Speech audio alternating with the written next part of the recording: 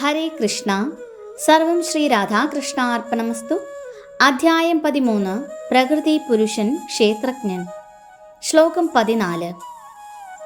സർവദഃ പാണിപാദം തത്സർവതോക്ഷിശിരോമുഖം സർവദഃ ശ്രുതിമല്ലോകേ സർവമാവൃത്യ തിഷ്ഠതി. വിവർത്തനം.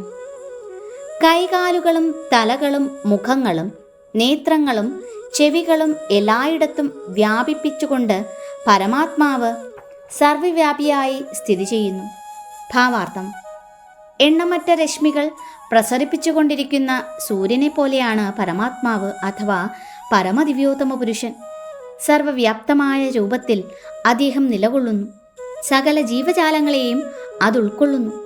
ആദി മഹാഗുരുവായ ബ്രഹ്മാവ് മുതൽ കൊച്ചുറുമ്പ് വരെയുള്ള എല്ലാ വ്യക്തിഗത ജീവസത്തകളും ഭഗവത് ശരീരത്തിൽ വാഴുന്നുണ്ട്. അതുകൊണ്ട് എണ്ണമറ്റ കൈകളും കാലുകളും നേത്രങ്ങളും അസംഖ്യം ജീവികളും പരമാത്മാവിൻ്റെ ഈ ശരീരത്തിൽ നിലകൊള്ളുന്നു. ഈ പരമാത്മാവ് സർവ്വവ്യാപിയുമാണ്. വ്യക്തിഗത ജീവാത്മാവിന് എല്ലായിടത്തും കൈകാലുകളോ കണ്ണുകളോ ഉണ്ടെന്ന് പറയാനാവില്ല. അത് സാധ്യവുമല്ല. തൻ്റെ കൈകാലുകൾ എങ്ങും വ്യാപിച്ചിട്ടുണ്ടെന്നും അജ്ഞാനം കൊണ്ടാണ് തനിക്കതറിയാത്തതെന്നും യഥാർത്ഥ ജ്ഞാനമുദിച്ചാൽ അത് ബോധ്യപ്പെടുമെന്നുമാണ് ജീവൻ ഓർക്കുന്നതെങ്കിൽ ആ ധാരണ മഹാ അബദ്ധം തന്നെ. വ്യക്തിഗതനായ ആത്മാവ് ഭൗതിക പ്രകൃതിയുടെ പരിമിതികളാൽ ബദ്ധനാകയാൽ പരമോത്കൃഷ്ടനല്ല. ഭഗവാൻ ഈ ജീവനിൽ നിന്ന് വ്യത്യസ്തനാണ്. ഭഗവാന് തൻ്റെ കൈ സീമാതീതമായി നീട്ടാം.